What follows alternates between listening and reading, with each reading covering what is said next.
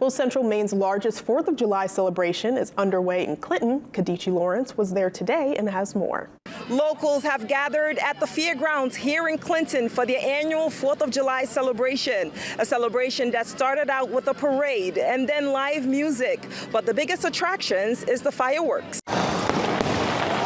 More than 10,000 people are expected to watch the fireworks from the Clinton Fairgrounds this year. It's a real special time over here in Clinton. Kevin Douglas, chairman of the Great American Celebration, says it is all thanks to the people who fought for our freedom. Basically celebrating the men and women that have given us so much so that we can call ourselves Americans, and it's also celebrating our nation's birthday. A celebration Kathleen Stewart has not missed for the past 4 years. I just enjoy it, and this is one of my hometowns, and I see so many people. It's so good to see the people out.